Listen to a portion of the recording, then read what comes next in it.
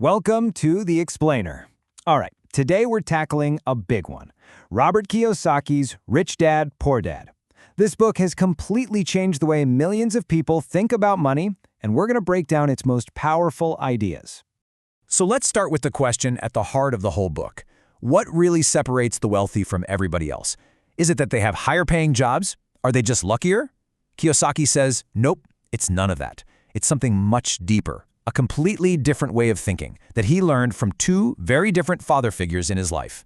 And this is where the story gets really interesting. Kiyosaki had two dads. There was his actual father, who he calls Poor Dad. This was a brilliant, highly educated man with a PhD and a stable government job, but he always struggled with money.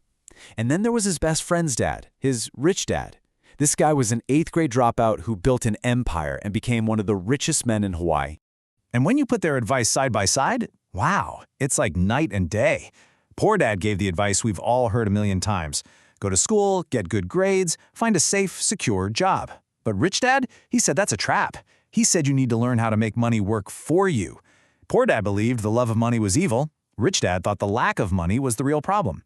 And then there's the big one. Poor Dad always said their house was their greatest asset. Rich Dad said his house was a liability. Now, to really get what Rich Dad is talking about, you have to basically forget the definitions you learned in school.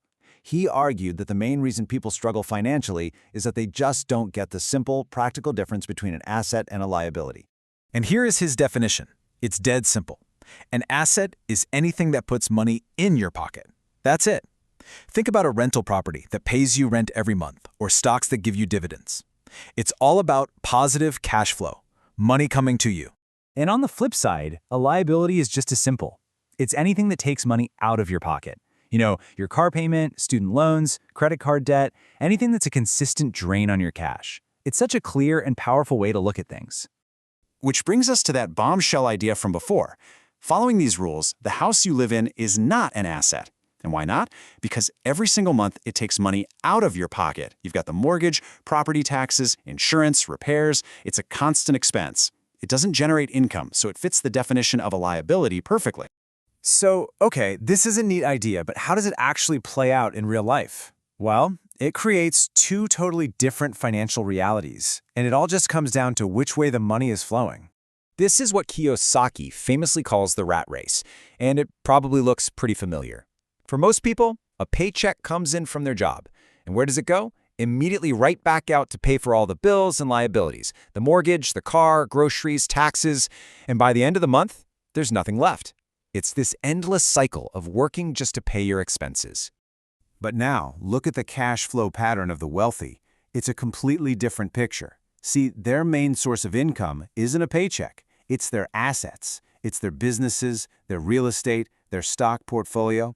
That income pays their bills and then, and this is the crucial part, the extra cash gets reinvested to buy more assets. This creates this incredible self-sustaining loop where their wealth just keeps growing.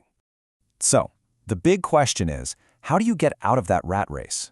Well, the secret isn't just about trying to earn more money at your job. It's about a complete and total shift in what you focus your energy on. It's about changing your entire game plan. And this right here, this is the whole game. Most of us are taught to focus on our salary, working for money. The rich, however, focus on their asset column. They know that just trading your time for a paycheck is a trap. The real goal is to get to a point where your money is working for you, generating income 24/7, whether you're at a desk or not. And really, it all boils down to this. Rich Dad's #1 instruction is crystal clear. Your main financial mission should be to use your money to buy things that make you more money. Not a bigger house, not a nicer car. Those are liabilities that trap you. The goal was to build up that asset column until the income from it is more than enough to cover all of your expenses. That is when you're truly free. All right, let's pull all of this together. If you were to adopt this mindset, what does that actually mean for you? What's the takeaway here? Here are the big points to remember. First, change how you define assets and liabilities. It's simple. Does it put money in your pocket or take it out? Second, make your primary goal building that asset column. Third, realize that the best investment you can ever make is in your own financial education. And finally, the whole point of this is to flip the script, to have your money working hard for you instead of you always having to work hard for it. So I'll just leave you with this final, very personal question to think about. Take an honest look at where your money is going every month. Are you spending it on things that will make you more money down the line, or are you just buying more liabilities? Because according to Rich Dad, the answer to that question will define your entire financial future.